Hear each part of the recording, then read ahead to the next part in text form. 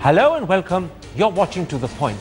The ex-servicemen struggle for one rank, one pension, and the tension between them and the government first markedly increased after the Prime Minister's Independence Day speech and then went up further today.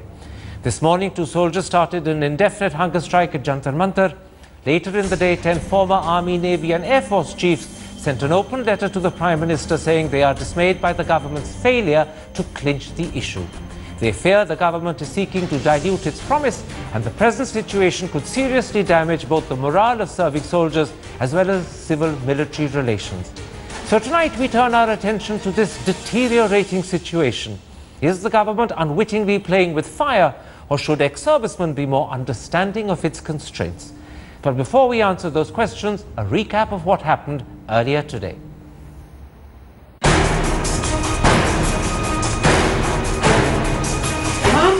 अपना मरण जारी रखेंगे ये हमारा last final decision है साथियों। लागू कर दो वन रैंक वन पेंशन, ये मंच हम अगले दिन छोड़ देंगे साथियों, अगले दिन छोड़ देंगे बिकॉज़ थोड़ी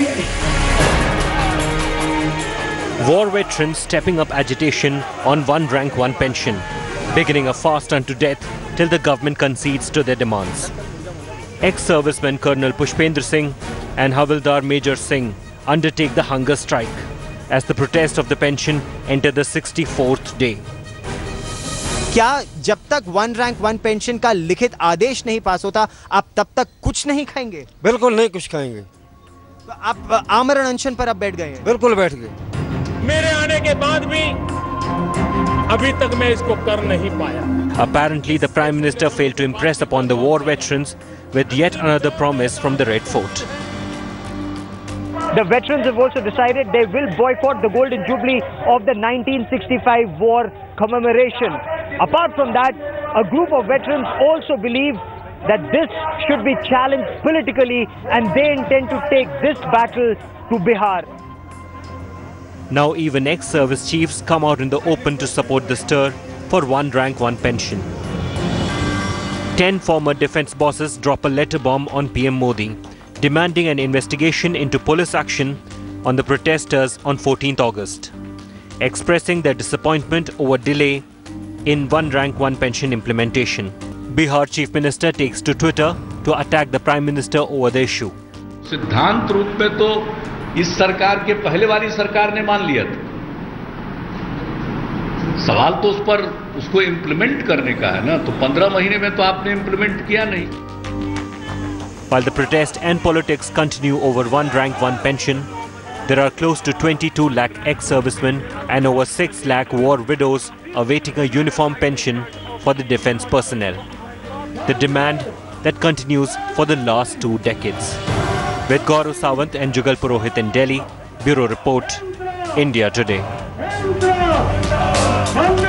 Welcome back. Joining me now to discuss one rank, one pension are 2 former army chiefs. They are General Ved Malik and General Nirmal Vij. Joining us from Goa, former Navy Chief Admiral Arun Prakash. Here in Delhi, former Defence Secretary Ajay Prasad. I also have 2 prominent leaders of the ex-servicemen's movement, Major General Satbir Singh, and from London, Lieutenant General Raj Kadian. And I'm also joined by the well-known defence analyst Nitin Gokhale. General Satbir Singh, last week, the Defence Minister said there were technical difficulties finalising OROP without specifying what they were. When asked when it would be announced, he first said it would happen during the government's tenure, then quickly added it would be announced soon. A few hours later, Arun Jaitley, the Finance Minister, said that the arithmetical translation of ORP had still to be worked out because several interpretations are being given. And finally, 24 hours after both of them had spoken, the Prime Minister said on Independence Day there is no resolution yet, although the government is hoping there will be one soon. Taken all together, what message did those 3 statements send out to ex-servicemen? Karan Thapar, I can clearly tell you that there is somewhere gaps in their statements. What they told me, as far as the Defence Minister is concerned, I was surprised that he was announcing that there are technical difficulties. He had finalized everything on 17th of March, and we met him after this interview, and he clearly told us that there is nothing left. 8,298.48 crores finalized, approved option has been sent to the finance minister on 17th of March. As far as the finance minister is concerned, he has always been saying, you lower your expectations. He wants not to give us what is due to us, what has been sanctioned. As far as the Prime Minister is concerned, he has made a statement which is 17 months old, which says what was sanctioned at the time or 17 months back in the Parliament, that's what he said. I am surprised that such statements are being made. As far as we are concerned, there is no other statement. There is only one definition which is approved. It cost 8,298.48 crores. It is finalized. There is nothing else to it. Okay. Karan Thapar, Let me. I am ready to discuss with anyone. Absolutely. General Sadbir Singh, let me stop you there. I want to bring in General Malik. General Malik, you're a former army chief. You've been involved in this process in the latter stages. How do you view the position the government seems to be taking, both from what it's saying and what it's doing? Firstly, Karan, I must say that, you know, this kind of agitation on the street, which has been going on now for months together, it has caused a lot of pain to all of us, chiefs of the Army, Navy, Air Force, and I'm sure a very large number of serving officers also. And what really hurt us even more was what happened on the 14th of August in the morning. I mean, one could not imagine that this is the way they will treat Faujis who are sitting there, and particularly elderly Faujis who are 82 years and old. Now, yes, I was trying to bridge the gap between the two parties. I was not working for any one side, but I was hoping, because I had been called by the Prime Minister's Secretariat and I was told that the Prime Minister wants it. And also I had to take into account the ex-servicemen. I am also an ex-serviceman myself. So I decided that I'll try and I will be a go-between. I'm not going to work. This is what I tried during those 48 hours I was in Delhi, to work as a go-between. But then I found that the gap was not very big, but it was becoming impossible to bridge that gap. The ex-servicemen were sticking to the definition that they have given, which by and large is acceptable by the government, but when they try and save the money out of that, then it is obviously not acceptable to the ex-servicemen. And that is what was going on, which I'm not going to detail as yet, but I found for maximum about 3,000 to 4,000 crores approximately, I'm just giving that this thing, the gap had become unbridgeable. So I said, okay, thank you very much. I have tried to bring both the parties together. When it was not possible, so I gave it up. General Qadian, when Arun Jaitley as finance minister says that the arithmetical translation of OROP still has to be worked out because there are several interpretations, and remember, that is also what the Prime Minister in his Mann Ki Baat said as far back as May.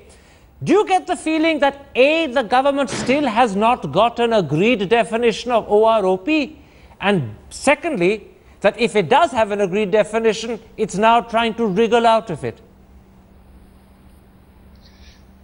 Karan, first of all, I must thank you for covering the issue for the last 7 years consistently, ever since we raised the Indian ex-servicemen movement.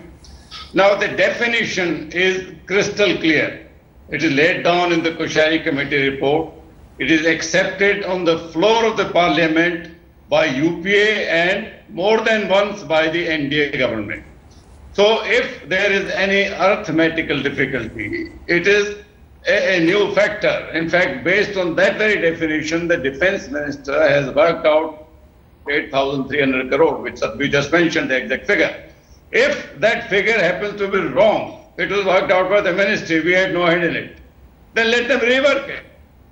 And if the reworked figure, which hopefully would be correct, is 3 or 4 or 5,000 more, then so be it. Let us not put a price on soldiering, Karan. It will be shameful. If the government is now backtracking, what they are doing is there is no arithmetical difficulty. They are trying to tamper with the definition. They are trying to give a wrapper of OROP. The content will be something quite different. If you give me a minute, let me quote an anecdote which may be relevant. As a young officer, we had a colleague who was very clever and cunning. He was very fond of betting and never lost a bet. But once he was trapped and he lost 3 bottles of beer. So we said, all right, you please honor your commitment. He promptly got 3 empty bottles of beer and said, look, this is a bottle of beer. I never said there'll be beer in it. Something like that the government is trying to attempt when they said that they are going to rework the arithmetic. Let them rework it. The figure is worked out by them. We have not worked it out. If there is a mistake in the figure, please rework.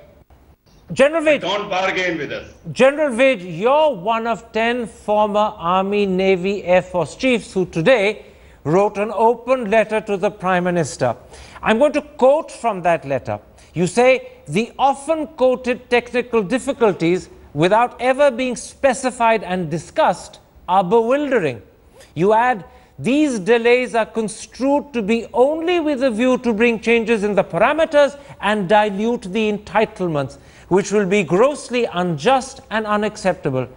Therefore, the 10 of you are convinced that the government is trying to dilute its promise, and for whatever reason, it's backtracking from the commitment it made.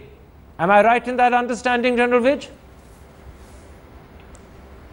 Absolutely right, because the definition is as simple as that. It just says that the same pension for the same length of service for the same rank, and to ensure the fact that there is no difference in the pension between the past retirees and the current retirees, there has to be an annual adjustment.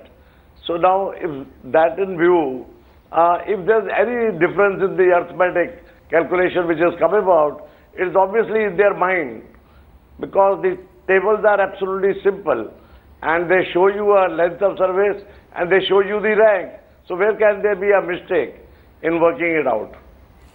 General Malik, I'm going to quickly go to you about the specific areas where it's believed the government has a problem with the Koshyari Committee recommendations. First, it said that the government wants OROP implemented with reference to the year 2011 rather than 2014. Secondly, it said the government wants payments backdated only to January 1, 2015, not April 1, 2014. And thirdly, it said that the government does not want to grant the annual increase that's stipulated by the 6th Pay Commission for the years 2014-15 and the years 2015-16. There seems to be a little bit of dispute how much that annual increase would be, whether it's 3% or 1% or thereabouts, but whatever it is, the government is reluctant to grant it. Can you confirm that these are the 3 principal areas where there is an attempt being made by the government to claw back from the original commitment? That is right, Karan. What had been worked out according to the definition, as everybody else is also saying, was a commitment of 8,293.48 crores.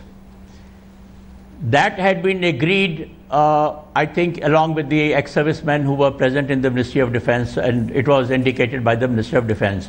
Now, if you try and go back on 2011 basis, then you are diluting the definition as has been given.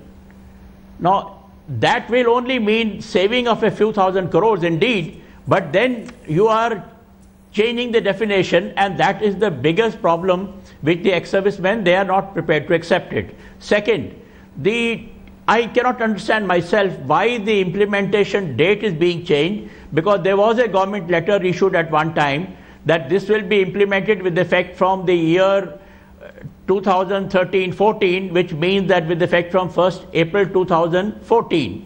Now that again, I find that the government wants to take it forward to 1st January 15.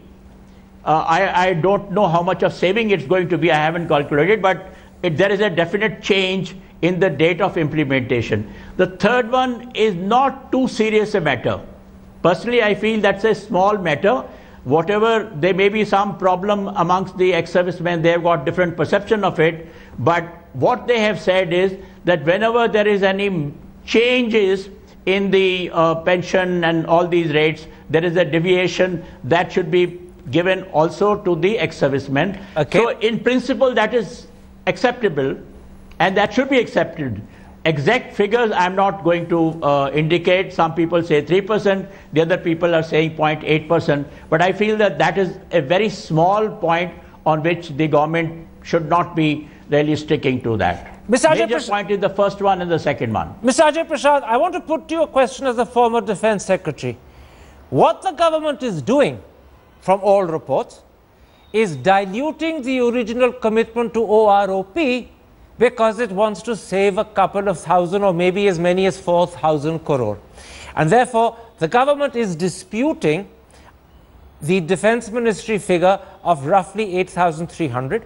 Some people say, the Finance Ministry says that actually the Defence Ministry's cost should be some 4,000, 5,000 crore more. Others say the Finance Ministry accepts the Defence Ministry's costs but wants to reduce them by 4,000 or 5,000 crore. Either way, the difference is roughly 4,000 to 5,000 crore. Now, as a Defence Secretary, is that such a large difference? Is that such a large sum of money that we can't afford it for our ex-servicemen as a nation? No, certainly not. I don't think it's an amount which is going to break anybody. And now what I feel that the time for all this for reinterpretation etc. is all over. A decision has been taken, it has been announced in the Parliament, and if it had to be questioned, the time was much earlier. Now the government, I think, has no option but to go ahead and implement it as it has been announced and decided. And quibbling over this amount, whether it's 2,000 crores or 3,000 crores, I don't think it behoves the government. Nitin Gokhale, let me bring you in on that point. This quibbling, to use Mr. Ajay Prasad's very evocative term, is happening at a time when the government keeps boasting that the economy is growing at 7.5%, that India is either the second fastest growing economy or now perhaps even the fastest growing economy. And it's also happening at a time when the government has just announced a couple of days ago that indirect tax revenues have risen this year by an astonishing 37%. In those circumstances, how right and how fair or how unfair and how wrong is it for the government to quibble over an increase of 4,000 or 5,000 to pay a full and proper OROP to ex-servicemen?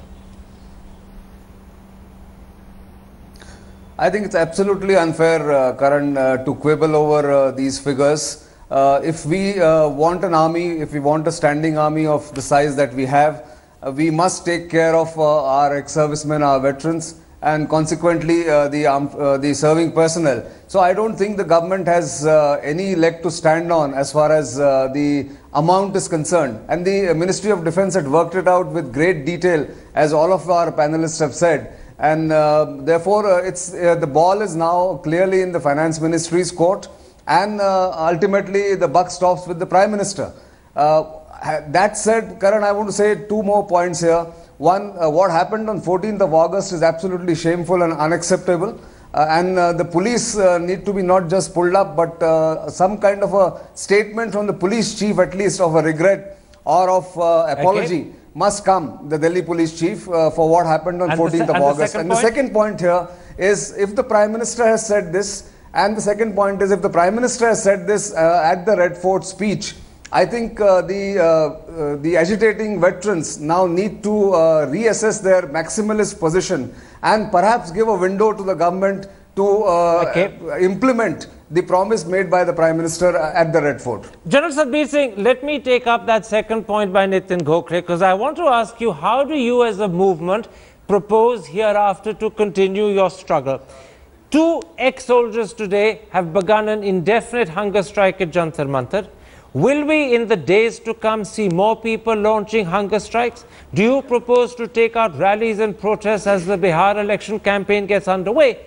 Or are you prepared to give the government a little bit more time because precipitating matters might not be in anyone's interest? Where do you stand on that issue, General Satbir Singh? Right. Karan Thapar, thank you for allowing me to speak to you. I have been waiting. There have been certain discussions and many of them needs amendments. First of all, I am surprised to say that Prime Minister has made a short statement. No, sir. What he said, I initially told you, he has only stated what was stated 17 months back. Yeah. We are wanting two things. General Satbir Singh, General Satbir Singh, we don't have time to go over the whole past all over again. Answer my specific question.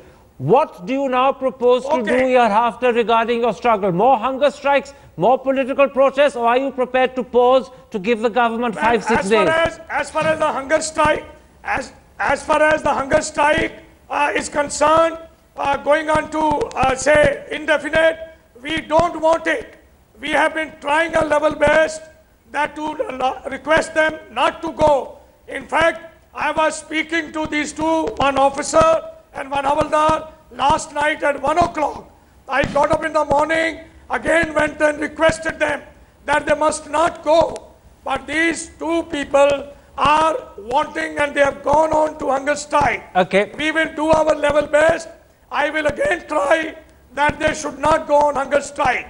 Okay, that's very clear. As additionalities are concerned, that's very clear. You will try and persuade them to give up their hunger strike. 24th, we will try. General Vij, let me put this to you. They should not sit on hunger strike because the Defence Minister told us that wait till 24th when Prime Minister will come back. Are you prepared to discuss with him? Are you therefore prepared to wait till the 24th? Are you prepared to give the government those extra 7 days? Give me a yes or no.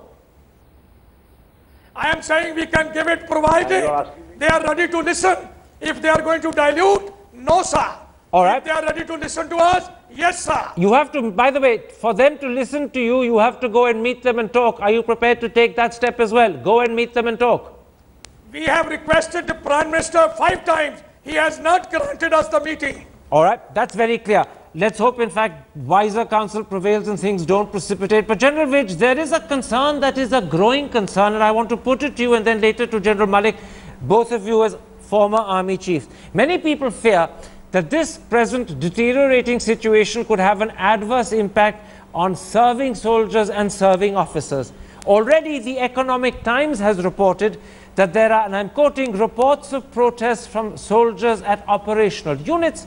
And the paper also says, and again I'm quoting, serving soldiers, including 3-star generals, have contributed money to the ongoing protests. Are you worried about the adverse impact on serving soldiers and officers, General Vij? Yes, Karan, you are right. As far as we are concerned in the army, the serving soldiers are very concerned about the dignity of the veterans because the soldier of today will be a retiree of tomorrow. So if the dignity of the veteran is hurt like the way it has been done in this most unprecedented and humiliating act, the serving soldier is likely to be affected very much. And it is for this reason that the suggestion that somebody should, responsible in the government, announce in a definitive time frame, and also the fact that the formula which has been agreed to between the Defence Minister and the ex-servicemen and also the in the presence of the government officials and the services officers must be agreed to and will be adhered to. Then only the things will get settled out. General But Malik, as far as the serving soldiers are concerned, certainly they will get affected by this. General Malik, you heard General Satbir Singh say a moment ago that he will make every effort to ensure that those 2 soldiers who have gone on an indefinite hunger strike call it off. But at the moment, those hunger strikers are continuing and there's a possibility, no one knows how serious, that others could join. How serious is that situation that you have ex-servicemen on a public hunger strike? That has an impact not just on other ex-servicemen, it has an impact on serving officers and serving soldiers. How worried are you that this could escalate into another problem?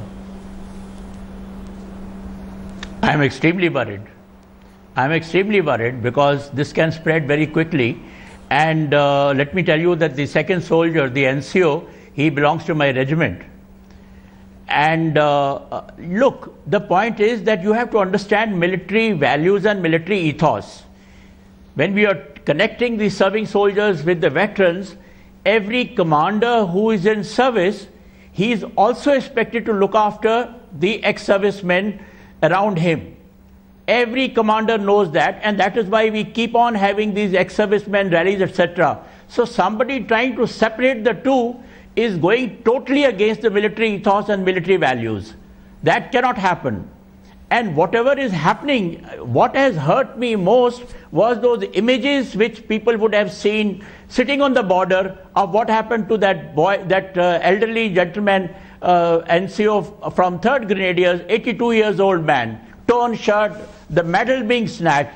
Now this kind of a thing can be extremely demoralizing to anyone who is in service or who has been in service. So please don't tell me about whether it is going to affect them or not. It is already affecting them, and we should be extremely worried about that. Something else, Mr. Prasad, that's happening, and it's happening very rapidly, is that you have perhaps the most serious strain in recent times between civil and military relationships within the MOD and between the army and their civilian bureaucratic equivalents in the MOD. As a former defense secretary, how worried are you about this sharply deteriorating civil-military relationship? I am very worried because I think this doesn't augur well at all. Now, and the question is now going beyond OROP. It is impacting the whole relationship and the faith in the government as such. Now, in private conversations which I have had with some senior serving officers in the army, you know, a feeling is developing that, you know, why should we respond to calls for aid to civil administration, things like this. This is not our job. If the government is not prepared to listen to us, why should we be thinking? Now, this kind of a sentiment, if it goes on, is going to be extremely dangerous.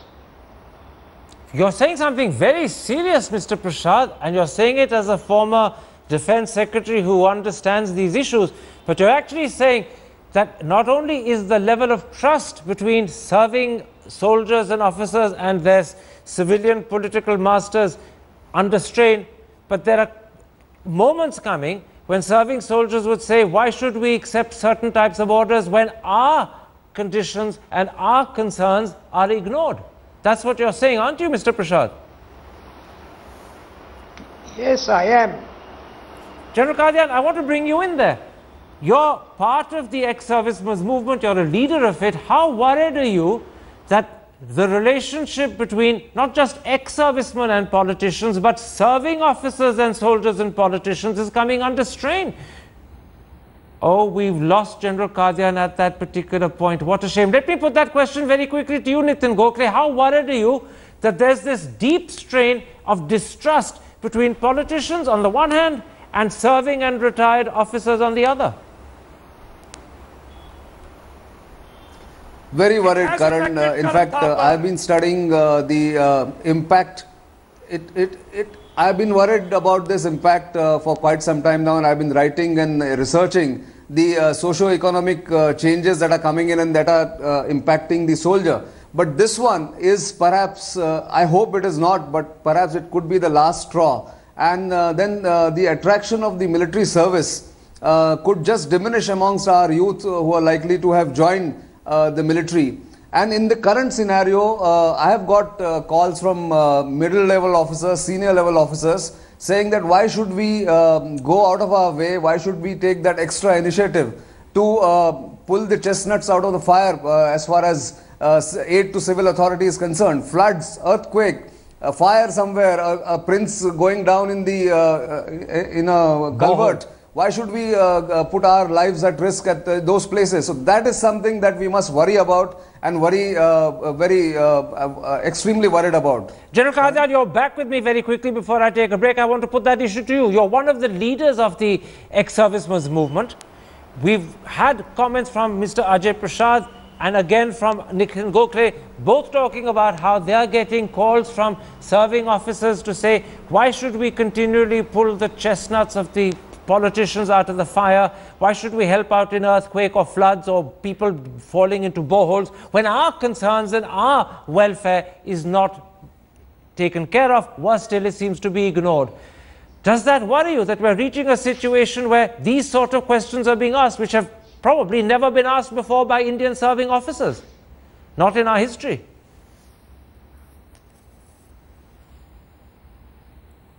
General Qadian, are you there? No, we don't have General Qadian again. Very quickly, General Malik, do you want to answer that before I take a break? Are you worried about these questions being asked by serving officers? Yeah, you know, firstly, I will say that. Firstly, I do not want serving officers to be questioning these kind of things or making such statements. I don't like it, and it is not our ethos. It is not our military value. That is, having said that, I have also been telling General Satbir Singh to please make sure that our serving people don't get involved in it. In fact, when I met him last time, I made a special request on that. But the third thing I also want to say that, look, ultimately the ex-servicemen, all these fronts which are there, which are agitating, they have to engage the government, and the government has to engage them. Without that, you cannot resolve the problem. So let us not try and intensify this whole issue to such an extent that it becomes unbearable for anybody, particularly outside. I would like that let's maintain a balance, let us control people, and of course the government should engage these people as soon as possible, as early as possible. I would suggest that the Prime Minister meet some of these people directly without a mediator now. And perhaps that might resolve the issue. It's not such a serious, not a very serious issue. It can be resolved, but you have to satisfy that the definition that they have given you, that is complied with.